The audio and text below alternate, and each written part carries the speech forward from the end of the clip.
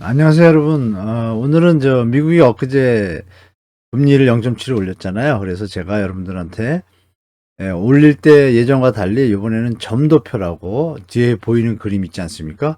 점도표를 발표했어요. 그래서 이 부분이 이제 내년에 금리 예측 상황도 다 표에 나와요. 그래서 이 부분이 저번에도 한번 말씀드렸지만 점도표는 그때 물가지수가 안 잡히면 조정이 될 수가 있습니다. 근데 이번에 좀 조정이 됐어요.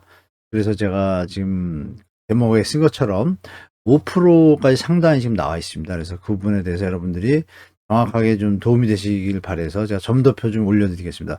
바로 나온 것들인데요. 바로 가보도록 하겠습니다. 자, 보시는 바와 같이 이게 이제 3월 달에 발표한 건데요. 요번에 발표한 요 내용입니다. 그림이 이렇게 나와 있는데 이 점이 이제 17개라고 제가 말씀드렸잖아요. 17개고 여기 보시면 이제 빨간 점들이 있어요. 빨간 점들. 빨간 점들은 이제 이 CME 그 패드 워치 툴이라고 해서 들어가 보시면은 좀 볼 수 있는 게 좋은 것들이 있는데요. 그 이 가이드 어떤 평균적인 점을 이제 찾은 겁니다. 흐름에 대해서. 근데 여기서 잠시 점을 이렇게 해놨어요. 그래서 여기 좀 제가 해석이 안 되는데 그래서 이제 원래 패드 거를 정확하게 옮긴 거. 요거는 이제 보고 이게 이제 원래 겁니다. 원래 패드의 개념은 올해 지금 여기 상단이 여기 잘 안 보실 텐데요. 5.0입니다. 이게 5.0. 근데 3월, 6월만 해도 여기가 3.5였다가 4.0까지 왔다가 지금 5.0까지 올라왔습니다. 많이 바뀌었죠, 여러분? 시장 상황 보셔도 여긴 좀 내년인데요. 더 높습니다. 다른 그림을 한번 보도록 하겠습니다. 자, 이게 3월 달입니다, 여러분. 기억나시겠지만 3월 달에 여기 상단이 얼마예요? 3.5인데 거의 없고 3.0에 머물러 있습니다. 그래서 우리나라도 이때만 해도 미국이 3%로 금리를 올릴 거다. 거기에 맞춰서 간다. 그래서 우리 이제 베이비 스텝을 밟았죠. 0.25, 0.25. 그런데 아시는 바와 같이 미국이 갑자기 0.75를 막 세 번째잖아요. 거의 뭐 폭풍같이 올리는 수준이지 않습니까? 그런데 이제 물가지수가 CPI가 좀 안 좋게 나왔었지 않습니까? 그래서 바로 6월 달에 다음 회의가 열렸는데 이때 이제 상단이 갑자기 올라와 버립니다. 여기 보시는 바와 같이 여기 보세요. 여기 보시면 아까 3.0, 3.25 보였는데 갑자기 한 1%가 올라가 버려요. 이게 올해입니다. 그러니까 목표치가 바뀐 거죠. 바뀌었는데 그때도 물가지수가 좀 안 좋다고 판단을 한 것인데 그 7월 물가지수가 이제 안 좋게 나오면서 FOMC가 이제 좀 당황하기 시작했죠. 그리고 이제 언론에다가 메시지를 많이 전달합니다. 그래서 여기 보시면 이제 상단이 4.5 하나 있지만 4.0까지 잡혀 있는 거예요. 내년에. 그럼 올해 3.5인 거예요. 그래서 시장에서는 3.25나 3.5는 가겠다라고 판단을 했었죠. 불과 3달 전에. 그런데 이제 엊그제 9월 20일 날 발표한 걸 새벽 3시 발표한 걸 보면 이렇게 바뀌었습니다. 어마어마하게 바뀌었습니다. 갑자기 몇인가요? 이게 4자입니다. 4자. 4자에 없어요. 없고 4.5에서 5까지 있는데 올해는 4.5가 상단입니다. 그럼 이 안에서 좀 정리된다 그러면 우리가 생각해서 볼 수 있는 건 최하 4 아니면 4.25 최고 4.5까지 된다고 볼 수가 있겠죠. 문제는 이제 내년입니다. 내년에 또 여기 상단으로 많이 올라갔어요. 그러면 우리가 유추해 볼 수 있는 거는 내년까지 내년 봄까지 계산할 때 4.25에서 4.5는 무조건 가겠구나라고 판단하시고 이제 시장에 대처해야 된다 이렇게 말씀드릴게요. 중요한 것은 물가가 만약에 10월 이제 13일 날 또 발표하는데 10일이나 11, 13일 사이 발표하잖아요. 그때 물가가 뭐 한 6%까지만 내려오면 그냥 이대로 갈 것 같고 만약에 7%, 8% 그대로 있으면 이제 이쪽 방향으로 가는 거죠. 무조건. 그럼 그때 5% 각오해야 됩니다, 여러분. 이렇게 시장 보시고 그러니까 이제 연준 위원들이나 그 연방제도 이사회 위원들이 회의위원들이 판단하기를 내년에 이렇게 좀 강하게 가면 잡혀서 시장이 좀 안정되게 되면 이때는 얼마요? 그래봤자 3.5입니다. 3.5. 2024년까지 3.5예요. 조금 안 잡히면 4% 유지된다는 거. 그러니까 4에서 5%라고 판단하시고 시장에 대처하는 게 더 합리적인 대처 방법이다라고 말씀드리겠습니다. 이 롱텀 롱런은 확답이 아니잖아요. 이때 상황이 물가가 잡혀야 이렇게 간다는 얘기입니다, 여러분. 그래서 점도표가 나올 때마다 체크해 주시는 게 좋고, 그리고 이제 미국은 이제 두 번의 회의가 남았잖아요. 보시는 바와 같이 11월 1일하고 13일하고. 그러면 두 번 최소한 0.0점 올리면 지금 상당히 3.25 왔으니까 최고 4.25까지 갈 수 있겠구나라고 보시면 되겠습니다. 3.75에서 4.25 사이다 이렇게 보시면 돼요. 그래서 미국이 우리가 8월 25일이죠. 저번 달에 0.2 올려가지고 이때도 이제 너무 작게 올린다라고 얘기했잖아요. 조금 더 올려야 되지 않냐. 근데 우린 가계부채가 좀 심각합니다. 여러분도 아시다시피 이 2천조 수준의 가계부채뿐이 아니라 전세대출도 이게 명확하게 계산이 잡히냐 안 잡히는지 몰라가지고 또 자영업자분들 또 대출 유예해가지고 그게 또 몇백조 되잖아요. 이게 좀 총체적입니다. 그래서 이런 부분이 지금 환율이 1,400원 갔다는 게 이게 상당히 안 좋은 신호인데 이걸 과연 잡으려면 그러면 한국도 0.5로 올려야 되는데 시나리오를 한번 볼게요. 제가 뉴 시나리오. 자, 9월 21일 날 일단 지났어요. 0.7 올렸습니다. 저번에 올린 영상에도 그거는 제가 발표하기 전에 올린 건데 결국은 0.7 올렸고요. 그럼 0.75 미국이 높잖아요. 환율이 지금 올라가고 있고 중요한 건 뭐냐면 통상 연말까지의 금리 인상을 감안해서 환율이 움직이는데 그게 지금 작동하는 겁니다. 미리. 그래서 10월 14일이 우리 한 20일 남았죠. 0.25 올리면 좀 힘들 것 같다는 생각이 들어요. 제가 볼 때 0.5 올릴 수도 있는데 만약 이랬을 경우에 미국하고는 여전히 0.에서 0.75가 차이가 납니다. 그죠? 만약에 0.2 올리면 0.5까지 쫓아갈 수 있는데 중요한 건 이제 그 다음이에요. 그 다음에 11월 1일 바로 보름 뒤에 미국이 또 FOMC 회의가 있습니다. 이때 무조건 0.5가 기본일 것 같거든요. 제가 볼 때. 그러면 한국은 또 25일 날이에요. 우린 이 두 번이거든요. 이걸 하면은 또 여전히 0.75 뭐 많으면 1%까지 차는데 여기서 또 0.5가 벌어지니까 제가 볼 때는 0.5를 올리지 않을까 좀 보고 있습니다. 10월 14일 날. 0.5 오르면 여러분 아시는 바와 같이 3% 됩니다. 금리가. 그러면 주택담보대출 금리 얼마나 올리는지 뭐 제가 말씀 안 드려도 아시죠? 그래서 함부로 지금 집값이 워낙 높았기 때문에 이제 가격 조정 시작이거든요. 아직까지 이 주택가격 부담 지수나 매수할 수 있는 라인을 올리면은 제가 볼 때는 앞으로 20-30%에서 30-40% 더 집값이 조정이 돼야지 균형점이 저는 온다고 봐요. 특별한 가짜 뉴스나 왜곡된 기사들이 없다고 가정할 때 지금 경제 상황을 본다라면 또 저것도 있죠. 정부에서 집값을 좀 떠받치려고 무리하게 왜냐하면 충격을 줄이기 위해서 그럴 수도 있는데 이게 자칫 잘못하면 떠받침에도 불구하고 가격이 하락하면 이건 더 역풍이 불거든요. 그래서 좀 정부는 그냥 안 움직였으면 좋겠다는 좀 생각이 있습니다. 정상적이지 않고 좀 연착륙이 안 되고 경착륙으로 갈 것 같다라고 판단될 때 보일 때 그때 어떤 대책을 내놔야 시장에서 좀 그거를 긍정적으로 받아들이지 지금 아직 본격적인 시작도 안 했는데 미리 선제적이라는 표현으로 던지긴 했지만 이게 역풍이 될 수도 있다는 좀 생각이 들어요. 왜냐하면 선제적으로 했음에도 불구하고 미국이 금리를 툭 올려버렸잖아요. 효과가 없잖아요. 이게 만약에 시장에서 잘 안 나타나면 그렇지 않아도 내려가던 집값에 도리어 불 붙이는 꼴이 되는 그런 상황이 벌어질 가능성도 있다라고 보고 있습니다. 그러면 이제 미국이 12월 13일 날 이제 마지막으로 올해를 마치게 되는데요. 그럼 두 번 0.5 올릴 것 같습니다. 제가 볼 때는 4.0에서 4.25 아니면 3.7에서 4.0이잖아요. 그럼 우리 한국은 어떻게 될까? 지금 2.5니까 두 번밖에 안 남았는데 무조건 둘 중에 하나는 0.5로 올려야지 두 번 다 0.5로 올려야 되는데 부담이 많이 되잖아요. 대한민국 지금 경제 상황이. 그러면 제가 볼 때 한 번은 0.5하고 한 번은 0.25를 가야 그나마 좀 환율 방어도 하고 이럴 것 같아요. 제가 볼 때.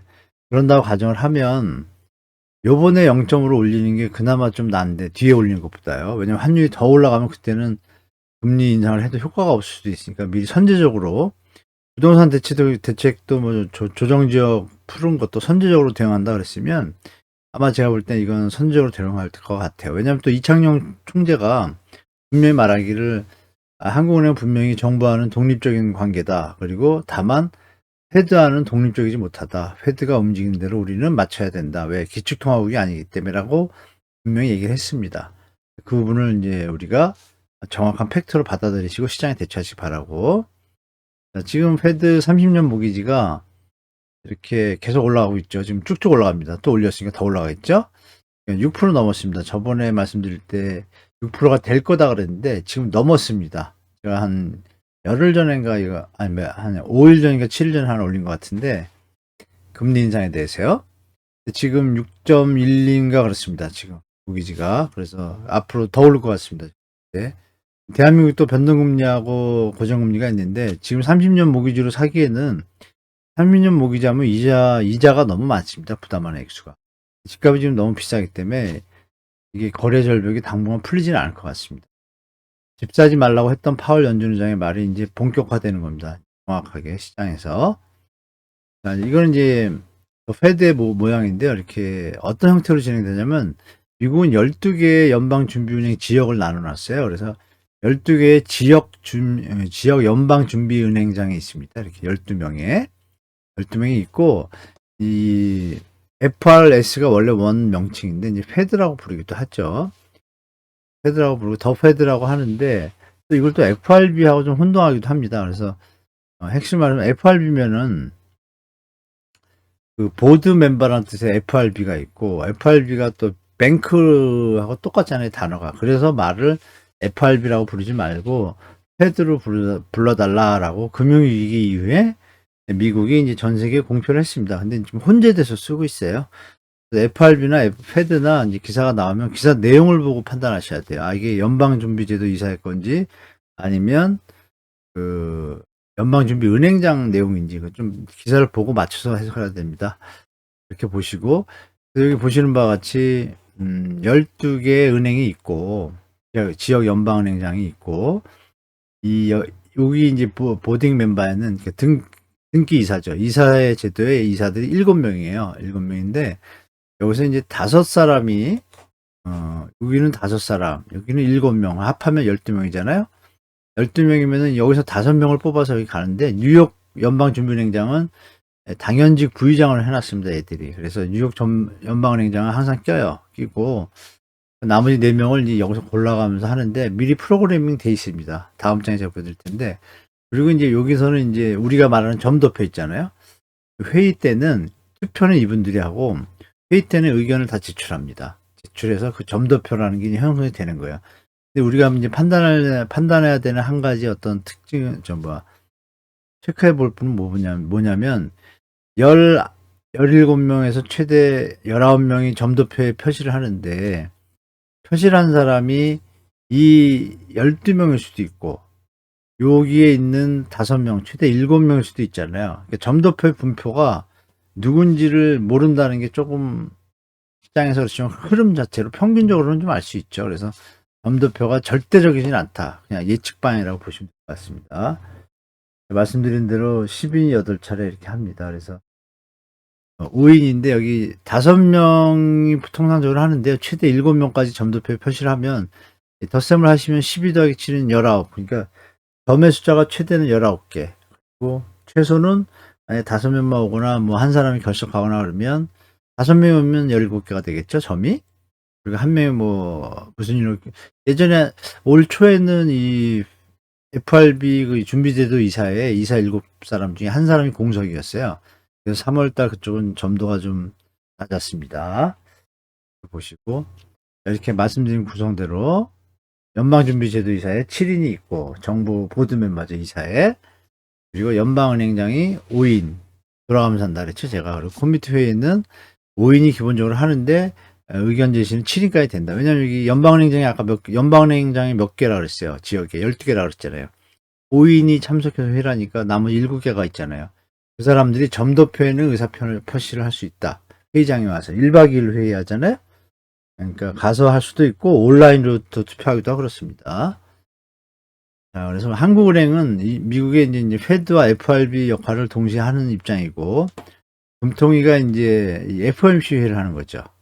회의를 해서 금리를 결정하는 거니까 1년에 8회 하고 매년 초에 페드 홈페이지를 가면은 그 인터넷에 페드 FED 치면 페드 미국 홈페이지 들어갑니다. 바로 들어가셔가지고 들어가시면 회의 일정이나 이런 스케줄표가 다 나와 있어요.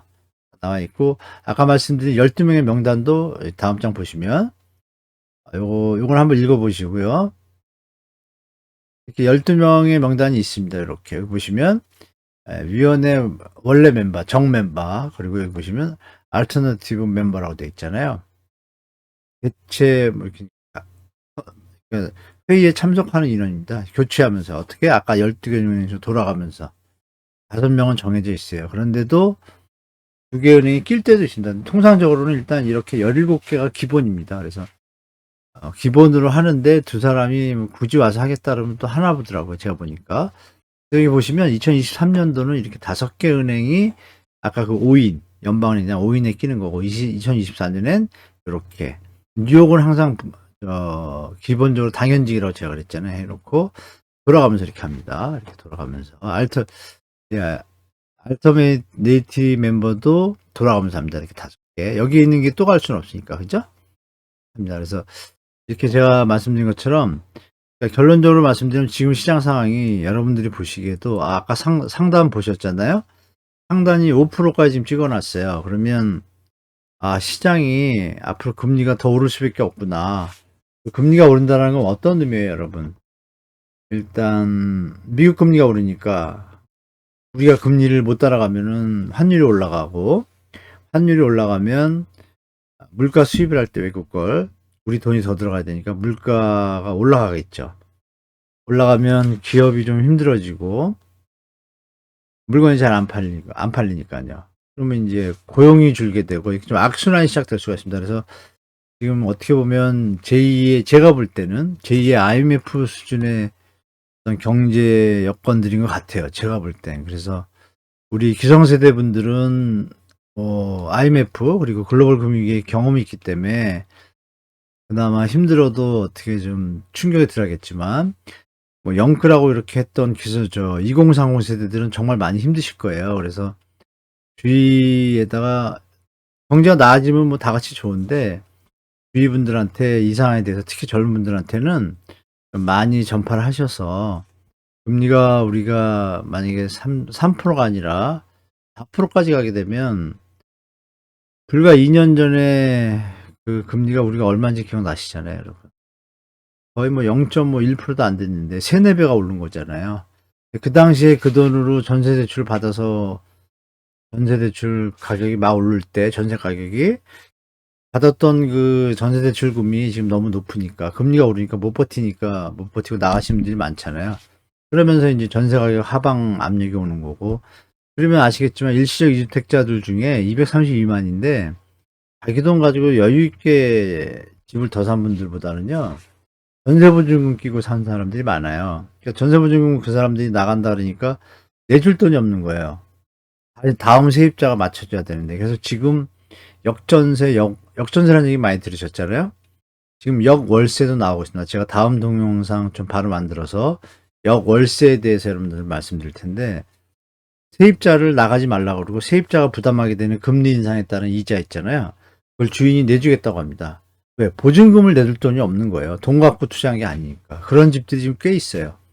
그 집들이 못 버티면 결국은 파산이고 경매로 나오지 않겠습니까? 심각한 경착륙이 올 수도 있는 가능성이 있다. 그래서 여러분들 시장을 좀 조심하시고, 뭐니 해도 건강이 최고고 가족이 최고니까 그 부분 더 신경 쓰시고, 이 좀 어려운 시기가 갈 때까지 여러분 다 같이 좀 신경 쓰면서, 높은 집값이 이제 조정되고 나면 우리가 또 다시 한번 돌아갈 수 있는 때가 오니까요. 중요한 것은 금리 변화에 대해서 정확히 예측하시고, 아마 11월 1일 말고 12월에 점도표가 또 나올 거예요. 그럼 내년에 어떤 금리 인상에 대한 스케줄링이 좀 보이니까 그거 보고 시장에 대처하시는 게 좋을 것 같습니다. 오늘 여기까지 시청해주셔서 감사드리고요. 다음에 또 뵙겠습니다. 고맙습니다.